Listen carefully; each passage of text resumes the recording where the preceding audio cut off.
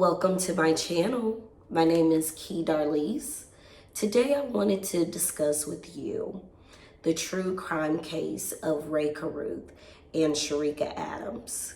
We are in the football season and I definitely wanted to share some key pieces of evidence about when you are dating an athlete and how things can go terribly wrong, especially when it's involved with love, betrayal, trust, and deception. And I definitely wanted to shed some light on Cherica Adams. She fought to the very end, and she also saved a life in another. So let's get right into it. Make sure you like, share, and subscribe. Cherica Adams was born to the parents of Shauna Adams and Jeff Mooney. They met in the 1970s while driving school buses.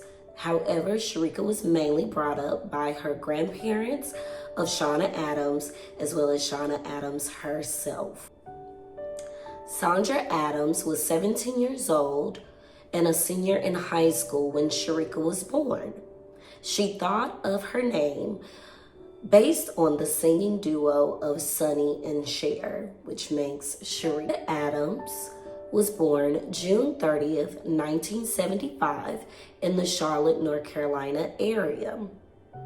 She graduated from West Charlotte High School in Charlotte, North Carolina and attended Winston-Salem State University in Winston-Salem, North Carolina. While attending Winston-Salem State University, Cherica was known to be loving, kind, and endearing. Now, she did not continue her education. However, she went into the real estate field.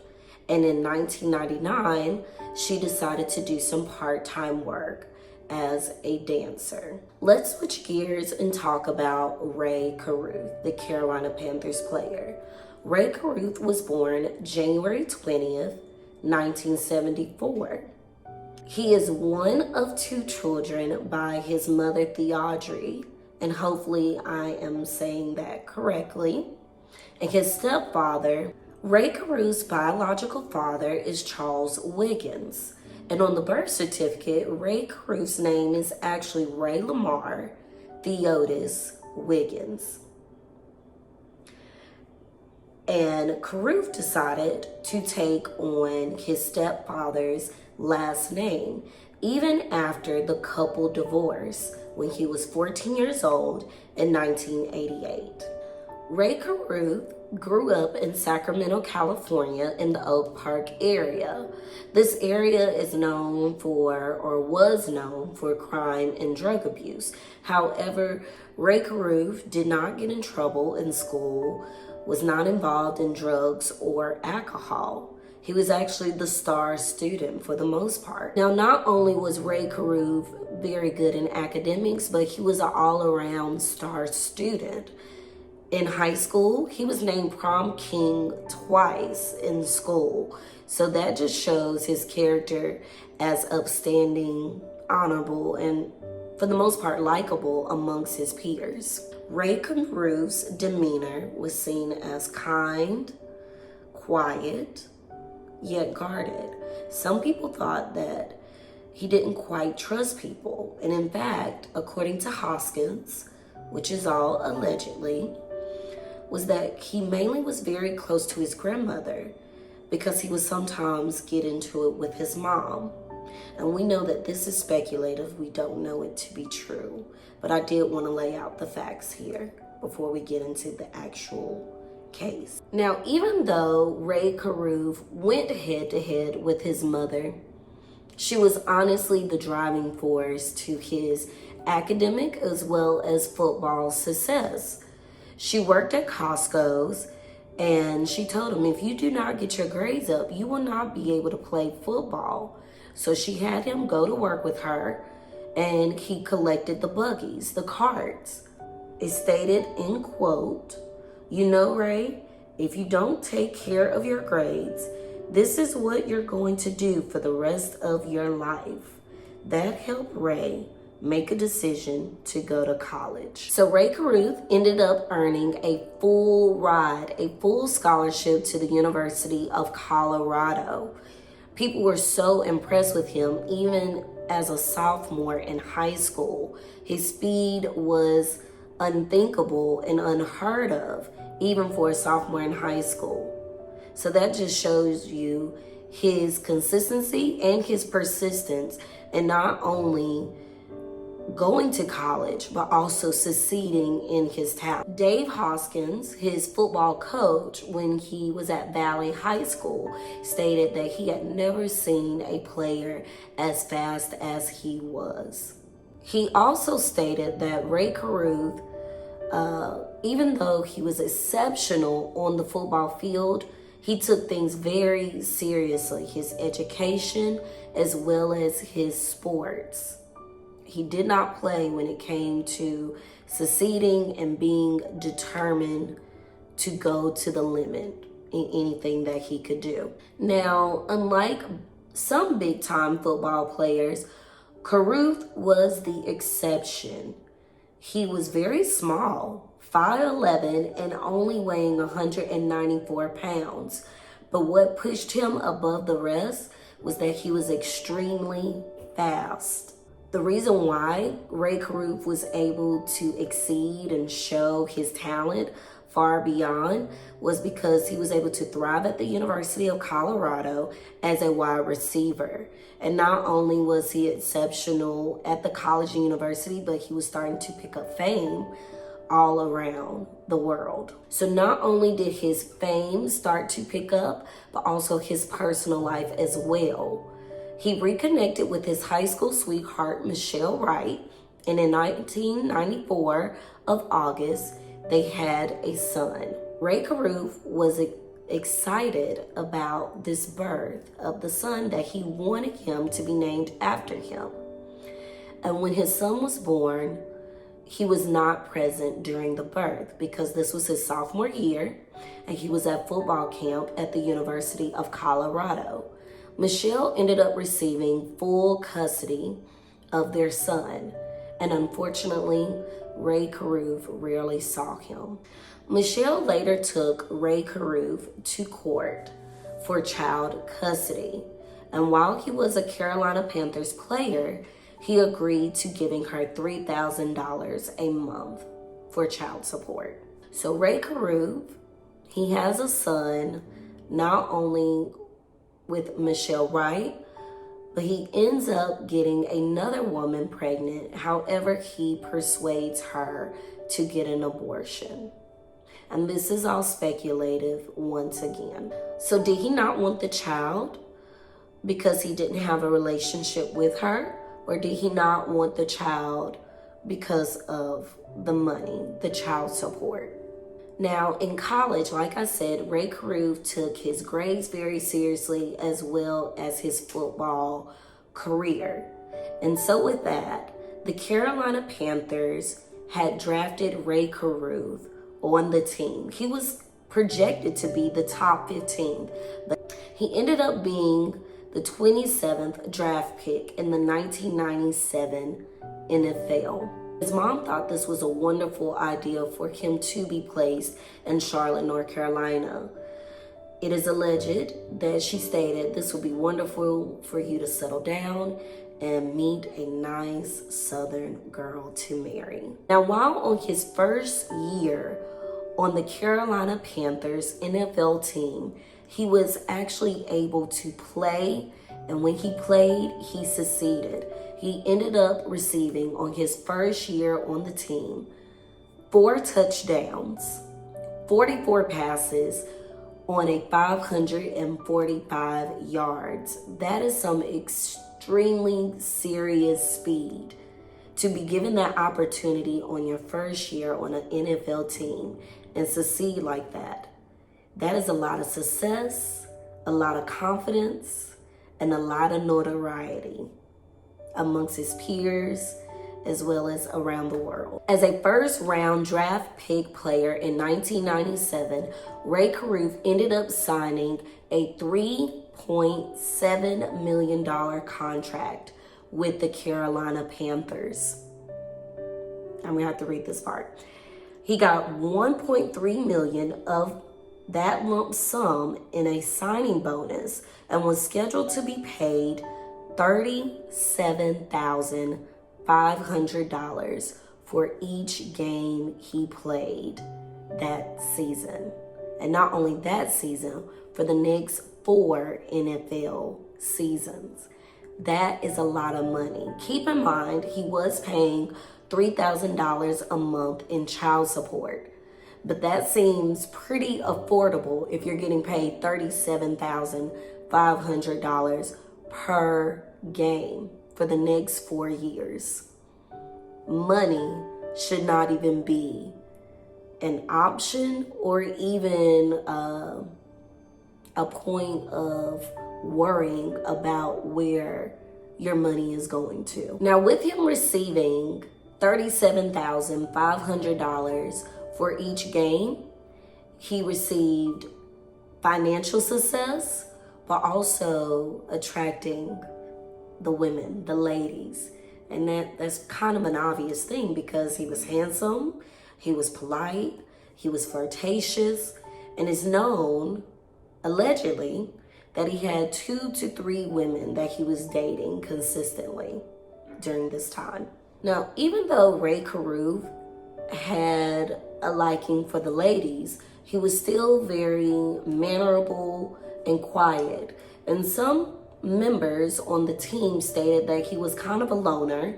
He wasn't really a problem on the team. He didn't have any enemies. He was very likable, very kind, but very much so a loner. He didn't really have that much friends. 1997 was the highlight of Ray Carruth's football career, and this was his first year on the team. The following seasons afterwards, he would never make another touchdown again due to minor injuries that he faced. And by 1999, Ray Carruth started to make a shift in his personality. The impression of him was starting to become unlikable compared to the other years.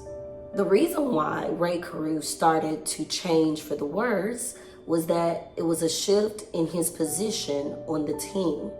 In 1999, one of the coaches wanted to change his position from a wide receiver to a punt returner. And Ray Carruth was very defiant in this role. He did not want to do it. He wouldn't even try to see if he could do it. He would literally just sit there and let the ball drop. So in 1999, not only did he start to become defiant, he also cared about how he was perceived in the public.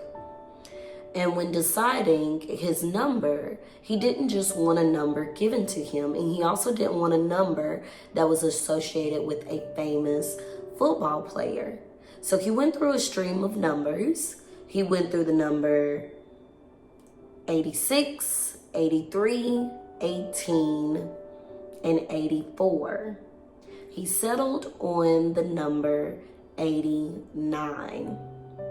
He also made a note that he didn't want his jersey number to have a 1 in it because he thought wearing the number 1 would make him look fat, allegedly. However, he decided on the most infamous number of all, 89. He said, I want this number to go down in history and make it famous for all time. Now, Ray Carruth, back to his finances, was very generous with his money. He would help out loved ones, relatives. He would even host a Mother's Day gathering at Winthrop University in Rock Hill, South Carolina, for a gospel concert where he flew out relatives to attend the event. Later on, unfortunately, he lost money in an investment scheme, and he had to end up borrowing $200,000 to buy a home in Charlotte, North Carolina. Now, Ray Carruth had 2 cars. He had a white Ford Expedition and a red Mercedes Benz. He was known to have the shining rims on the car. On the field in 1998, he was known to getting hurt, and this was only his second year playing. If you know anything about NFL, your success or longevity on a team is determined by your plays on the field. So with him getting all these injuries, his longevity became uncertain. So the same year, in 1998, Ray Carruth ended up meeting a beautiful young woman at a pool party. That beautiful young woman ended up being Cherica Adams. So at this pool party, they ended up hitting it off so well. The connection was so strong that Cherica decided that Ray needed to meet her father, Jeff Mooney, that same day. You talk about a connection. Meeting the parents on the first date or the first day you even meet the guy, that is one strong connection. So even though Cherica decided for Ray Carruth to meet her father the very first day she met him, Carruth has a totally different perspective of the encounterance. And I'm gonna read out in quote what he said, so I'm gonna have to look down. He stated, "We were never in a relationship at all, and never was Cherica under the illusion that I was ever going to propose marriage to her. Lust was the tie that binds us, not like or love, and neither one of us was ever guilty of believing anything contrary to this." That's totally different than the perception I believe Cherica Adams was under, because I don't know anyone who let someone that you just met, not even a first date, you just met, let them meet your parents, let alone your father. She obviously felt something more than what he is stating. So during the summer of 1998, Ray Carruth and Cherica Adams dated a few times, but eventually fell out of touch. Both were dating other people at the time, and Cherica Adams decided to move to Atlanta, Georgia to help out with her brother's music career. However, she eventually ended up relocating back to Charlotte, North Carolina, where she met up with Ray Carruth in November at a birthday party that ended up being the dance club where she danced at.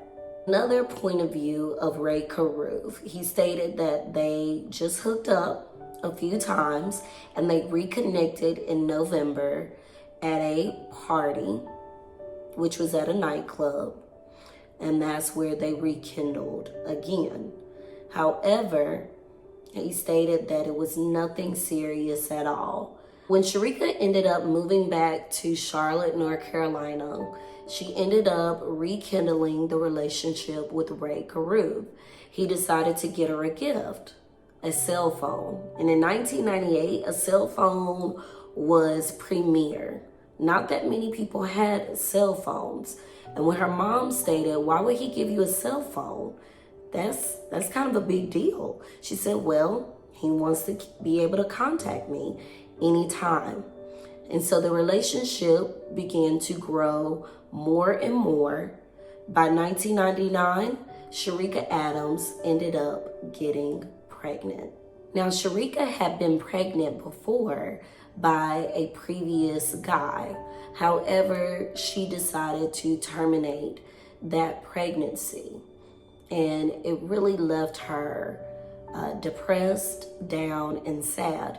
So when she had the opportunity to have a baby, to be pregnant again, she decided at that moment she was not going to end it. She was going to keep the baby. Now, I told you all previously, Ray Carruth has a son who's named after him. He ended up getting another woman pregnant. However, he convinced her to have an abortion. So when Cherica Adams in 1999 was pregnant, he offered the same deal. Can you please just not have this child? And of course, Cherica Adams said no. She was not going to end this pregnancy. She was going to have the opportunity to be a mother. Cherica Adams wanted this baby, but she also wanted a family unit with Ray Carruth. She really wanted it to work, and she was so delighted to be pregnant that she shared the news with her mom, stating, "You're gonna be a grandmother." However, 5 months later, Cherica Adams would not be able to see that dream come true. In November 1999, Ray Carruth decided to take Cherica Adams on a movie date to see The Bone Collector. After the movie, they decided to take two separate cars. Ray Carruth was driving in front of Cherica Adams. On Ray Road, there was a dip, so Cherica decided to drive beside Ray Carruth. However, there was a third car approaching and ended up blocking Cherica Adams so that she couldn't drive, and ended up firing 5 shots in her direction on the driver's side. At the moment the shots rang out, Ray Carruth sped off, fleeing the scene, leaving Cherica Adams to fight for her life to the very end. As she was fighting for her life, Ray Carruth went to another Carolina Panthers player's home and began to play video games, while the woman who is having your child, who is pregnant at the moment, was just shot. Now, despite being hit 4 times and being pregnant, she called 911, gave the description of what happened, also gave Ray Carruth's information, license plate number, and address.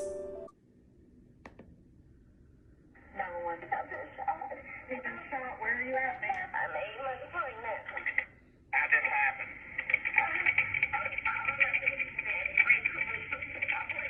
Where's he at? In the car in front of me, and he slowed down and put my foot up and in distance. And then where'd he go? He threw away up. I think he did it. I don't know what to think. She also was able to drive a few more yards to a neighborhood to blow her horn for a signal for help. If that is not determination, I don't know what. Not only for your life, but for your baby's life. Cherica Adams was rushed to the emergency room where she gave birth cesarean to her son. And she ended up being in a coma for 28 days. However, when she was giving birth, she was able to retain some conscience to talk to her mother, Sandra Adams, as well as the police. Enforcement was able to piece together that Ray Carruth had something to do with this horrendous crime that happened to Cherica Adams. They were also able to nail down the hitman, Watkins, as well as the driver, Kennedy. Carruth ended up getting out of prison on a $3 million bond, just so long as he did not flee the Charlotte, North Carolina area, and also surrender if Cherica Adams would not make it. Cherica ended up surviving for 30 days after these 4 shots that ended up hitting her. However, her mom decided in December to take her off life support. So when Cherica Adams passed away in December, Ray Carruth was supposed to turn himself in. However, he convinced his friend Wendy Cole to help him escape out of the Charlotte, North Carolina area. They ended up getting far as the Best Western in Wildersville, Tennessee. However, a tip had came in through the FBI that of his whereabouts. And when he was turned in, the Carolina Panthers officially decided to let go of their most infamous player, wide receiver, Ray Carruth. All the evidence coming out, it is alleged that Ray Carruth ended up hiring Watkins and paying him $6,000 to get rid of Cherica Adams. Hitman Watkins ended up taking a plea deal for second-degree murder, and he will not be getting out until 2046. He ended up taking the plea deal in exchange of going against Ray Carruth. And in testimony, you can see clips where he is venomous against Ray Carruth. The driver served 11 years and he got out of prison in 2011. In the case against Ray Carruth, he did plead against him, or he did testify against him, even though that wasn't even part of his plea deal. Ray Carruth was found guilty of conspiracy to commit murder using an instrument with intent to destroy an unborn child and discharging a firearm into occupied property. The jury found him not guilty of first-degree murder, sparing the possibility of the death penalty and paving the way to his 2018 release. So he was just released last year. And this says a lot. He paid his debt to society for committing this atrocious crime. Yet, we still don't have Cherica Adams back. She still didn't have that opportunity to raise her son. So Ray Carruth ended up serving 18 years for the crime of Cherica Adams. And the child that he did not want to have ended up living, and is still living, a beautiful, happy life. Chancellor Adams, the child he wanted to get rid of, ended up living after all. Also, upon his release, Ray Carruth actually wanted an opportunity to see his son and allegedly possibly get custody of his son, Chancellor Adams. However, it's quite ironic because he wanted to not even have him in the first place. So there was a lot of uproar when he was released from prison because society didn't know what angle was he coming from. Was he wanting a relationship with his son as a second chance for forgiveness and having that opportunity to have a relationship, or a second chance to do something more sinister? However, the grandmother, Sandra Adams, who still has custody of him, was adamant and persistent of not letting that happen. And I say kudos to her because she's thinking of what's best for the son at the end of the day, what's best for Chancellor. Would it really be beneficial to bring that all back up again? To allow someone who intentionally wanted to harm you to have the opportunity possibly to do it again? Before his release out of jail, Ray Carruth decided to actually write back to the reporter Scott Fowler. And I forgot to mention earlier that Ray Carruth was an English major. He has a way with words. I'm gonna read the letter as the finale of this case. because I think it speaks volumes to the character of himself, the innermost thoughts of himself, of seeking redemption, but also in denial, truly, of his actions. And I think it speaks volumes to us. Do we forgive someone even though they've paid their debt to society? Should he be able to have another opportunity in life right now? Or should we hold on to the things of the past and not believe in forgiveness? So make sure you like, share, and subscribe to my channel. I'm going to end with his letter that he wrote to Scott Fowler. In every great piece of literature, there's always a protagonist and an antagonist. The latter applies to me, and that's something that will never change.